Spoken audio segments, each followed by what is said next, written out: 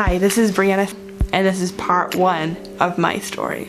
I'm a small town country girl, and I've gone through struggles just like you and everyone.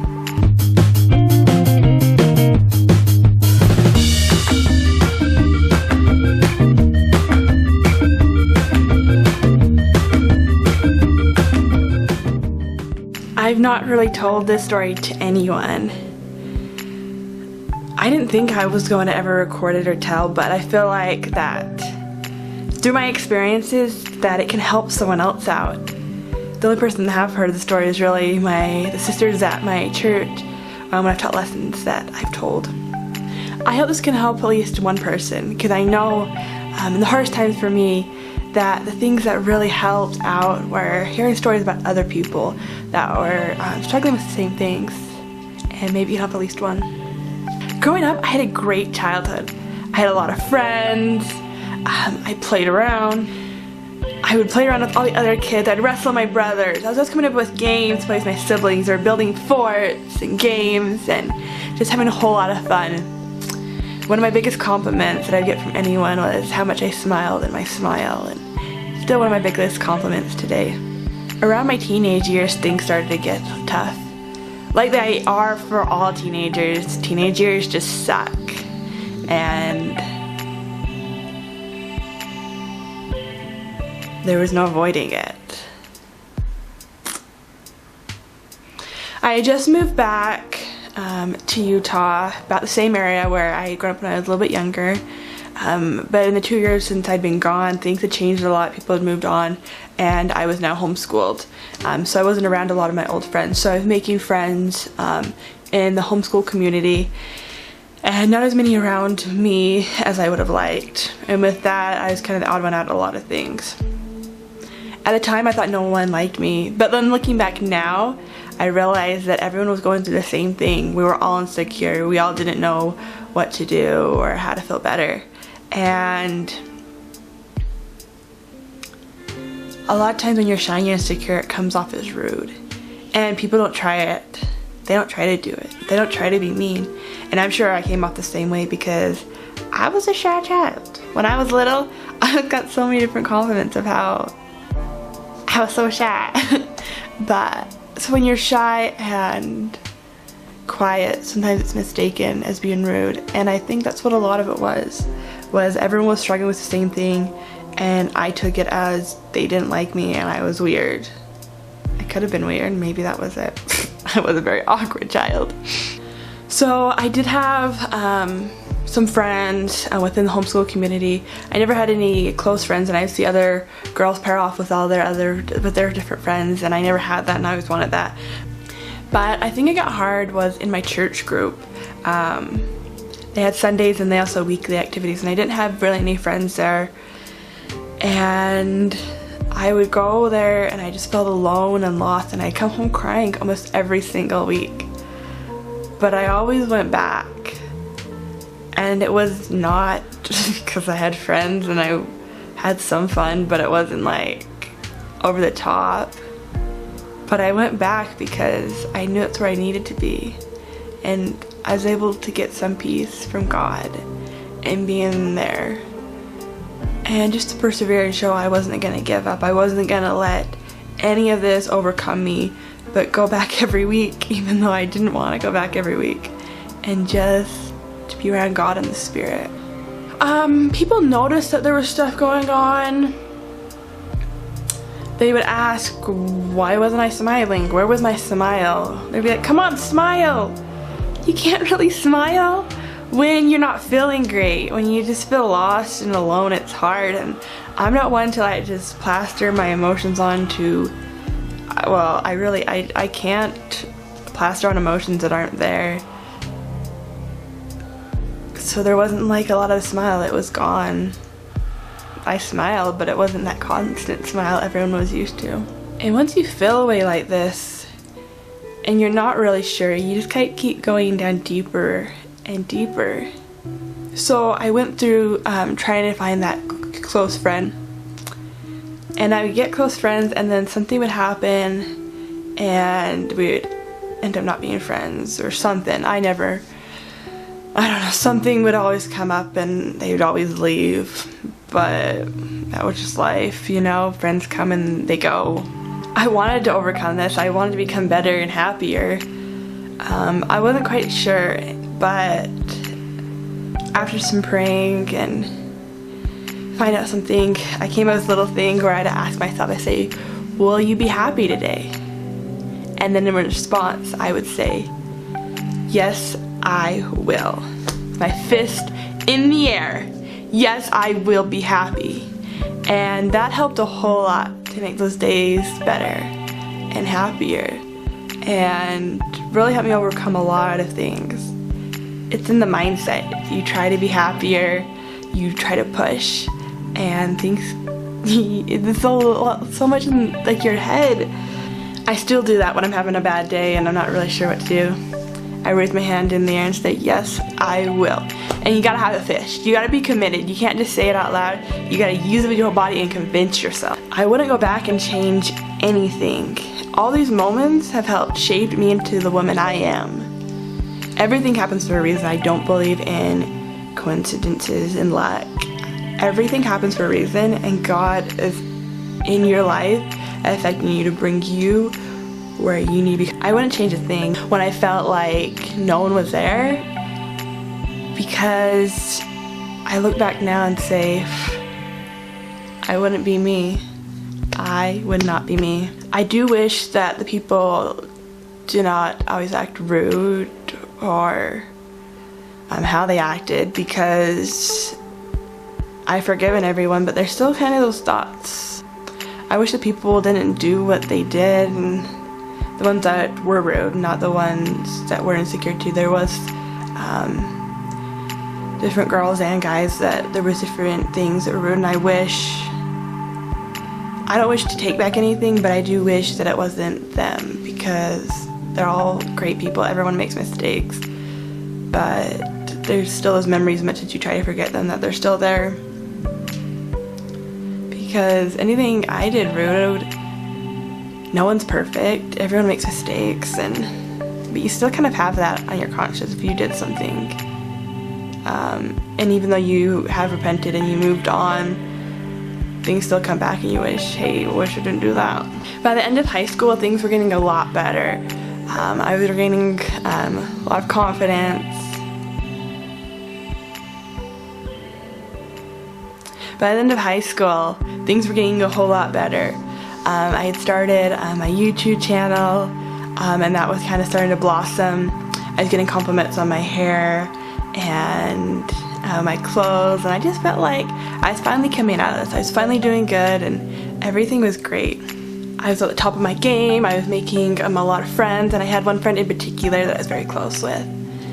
About a month before I graduated, I had a falling out with this close friend that I would finally open up, and I was trusting, and things were going great, and we'd always had fun, and we were hanging out all the time. And I'm not really sure what happened. I think it was a lot of miscommunication. Overnight, we were talking every day, and overnight, suddenly, we never said a word again after the event happened. From there, things that I thought were finally working out, everything kind of started to drain and to go downhill from there. I had finally found what I thought was this close friend, this person that would help me out, this person I could talk to and open up to. And overnight, things just ended. From there, I put up a wall, skyscraper high. I wasn't letting anyone in. I graduated. I started a full-time job. I was working full-time. I would come home, sleep, work, come home, sleep, work, come home, sleep, and it would just keep happening like that. I didn't have any social life. I wasn't doing anything. I was avoiding everyone and just didn't know what to do. I then moved out.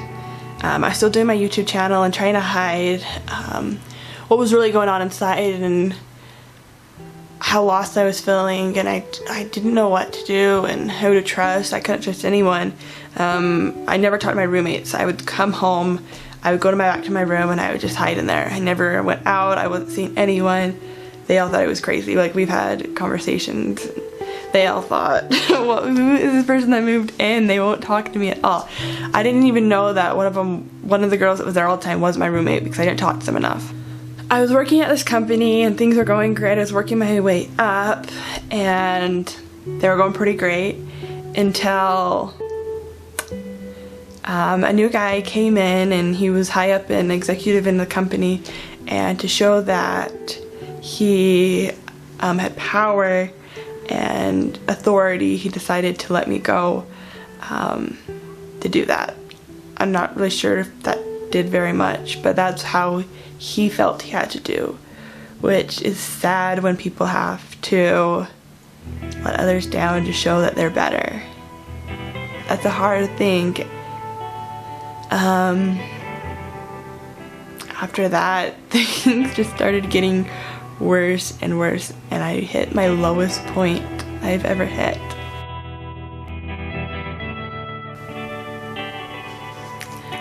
So after that, luckily I had a part-time job, but I was only working a couple hours a week, so not a whole lot of stuff to do during the day. So I would literally lay in my room, lay in my bed all day, and I'd watch Netflix. And I just sat there having my own pity party, having no job, knowing I should be looking for another job, but having no confidence, not sure what to do. I blocked myself off all emotionally from my whole family. I didn't know how to talk to them. We've always had like a weird conversation, kind of talking.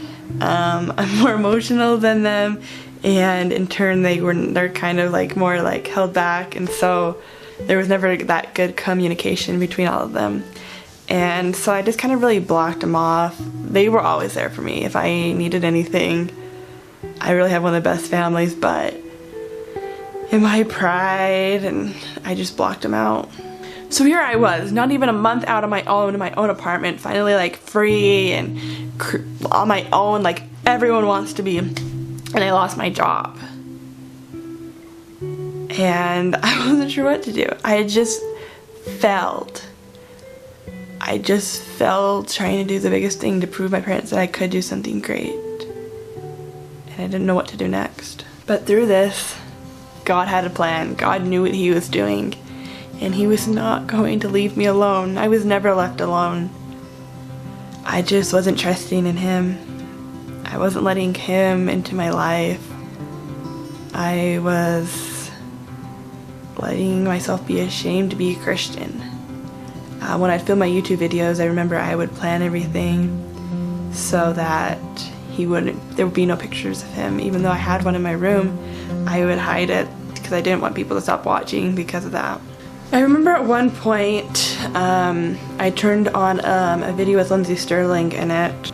Her sister told her that she would look in the face and say, "That's a good face," no matter how she looked. And she looked just right out of bed with her hair a whole big mess and no makeup on. That she would look in the mirror and say, "That's a good face." And I knew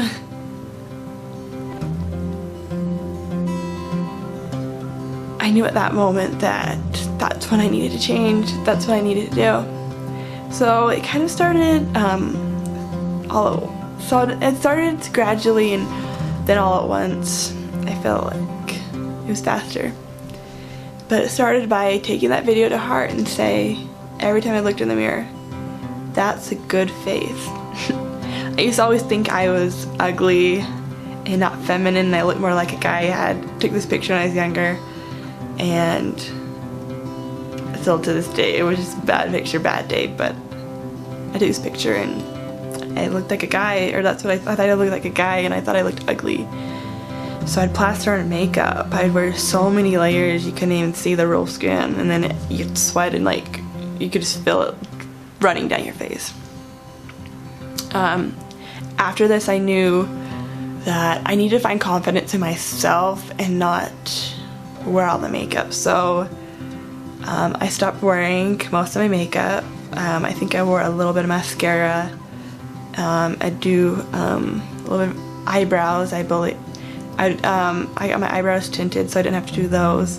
And then that was about it for a few months. I quit YouTube because I felt like I needed to focus more on myself internally and not be stressing about posting a video every week. And God had planted so many ways to help me out. He knew I really needed this help.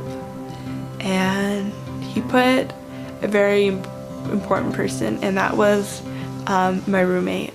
Before I moved out on my own, me and my mom, we found an apartment, and we signed, everything was good. I signed and everything was good and planned. I went there the day for check-in, and they were telling other people different things that were wrong. Someone had like a doorknob they needed to fix, or like other small things, and they handed me my key and nothing, they don't say anything to me. Okay, everything's great. We go to my apartment, I unlock the door, and you can just smell it. It stinks. There are fans everywhere. The carpet is ripped up. And there's mold 2 inches up the wall. It had flooded 2 days before, and no one had cared to tell me. Not an email, not a call, not a check-in, nothing. And so here I am on my own, and suddenly it's already going bad. I'm like, what is going on? My mom is amazing though, and she knew how important it was for me to finally do this. She called the apartment place, got a refund on that apartment because of that, ended up finding another place miraculously, which they said there was parking. So I moved into that apartment, and I think everything's great, and the parking that they said was there was not as easy as you would think. So here I am, I think it was like Labor Day weekend. I'm in my place, which I finally think is like it, and I'm told not to unpack because we're gonna find another place, because that place did not work. I literally sat in my apartment and looked out the window, and I was like, God, is this my sign that I'm not supposed to move out, what it's supposed to do? And I had this feeling of, no, you need to be here. So for that weekend, my mom again made us a bunch of calls and found me another place, which was just down the street. And it was crazy because over the weekend that I've been sitting in there thinking, what am I doing wrong? Am I supposed to be here? The girl that had planned on moving into this apartment had gone home to visit her parents, decided it wasn't right for her to move here, and decided to sell her contract. When I had been looking several months later from that other apartment, this place had already been filled up. It's a really popular place. It fills up quick. And here's this girl, takes the apartment, decides she's not gonna move in, and it's just right when I need to. There's no coincidences in that. No one can tell me that that is just fate or it's luck. No. God prepared this place, and He needed it ready for me. For me. And in that apartment, I met the most amazing roommate. Through her, I slowly started to open up. I finally started trusting again. To suddenly start being happy again, to have fun, to enjoy myself, to actually like relax and not feel so stiff and anxious. And she taught me what real joy was.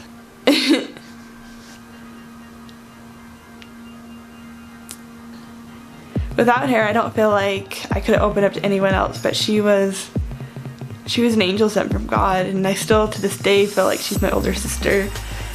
And without her and without God placing her in my life, I'm not sure if I would have able to really fully recover from everything that had happened.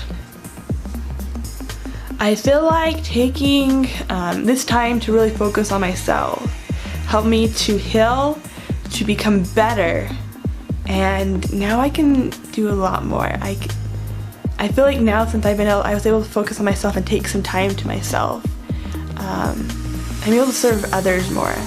I'm able to understand them more, to realize everyone is struggling, everyone's going through hard things, and through them things can become better. You can serve and you can help others. The thing was, I didn't find true happiness until I forgot about myself and I found God, and I trusted in Him and said, you take control of my life and you lead it and you guide it, and amazing things will happen. I know, just like in my life and how all this stuff happened, that God is working in your life. And if you believe that there is a God or not, I can promise and testify He's there for you. He is working little things in your life, and you just need to reach out to Him and hold on, and He will help you, and He will guide you, and He will help you find help. No matter some days you feel lost, you really need to trust in Him. The funny part is, it didn't end there. There's so much more that happened, so much more. I grew. I was able to move back home. A new person. I was happier. I wanted to fix a lot of the ends that I'd broken with my siblings. I want to become closer with them and show them that I was a person to have a role model in, to help out my parents and become closer to them. And from there, God just helped me grow even more and more and more. I'm happy now. I see joy and happiness. I can smile again, and a true smile. I have so much fun, and I enjoy things, and I can smile to everyone else, and I don't need others to tell me I look pretty, I look cute. I have confidence in myself. Yeah, I still wear makeup, but it is not for any guy. It's not for any person, any guy.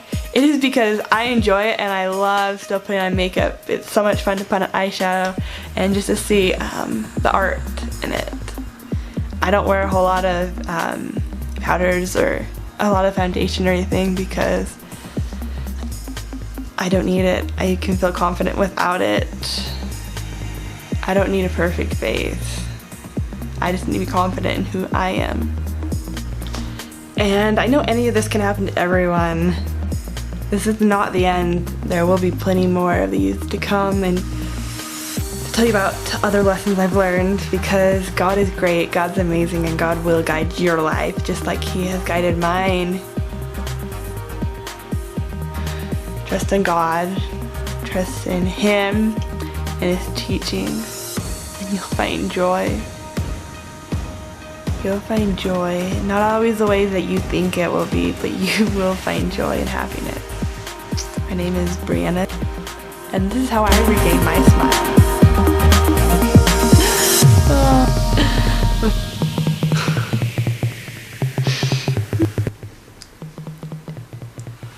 Beauty is not what others think of you, but what you think of yourself.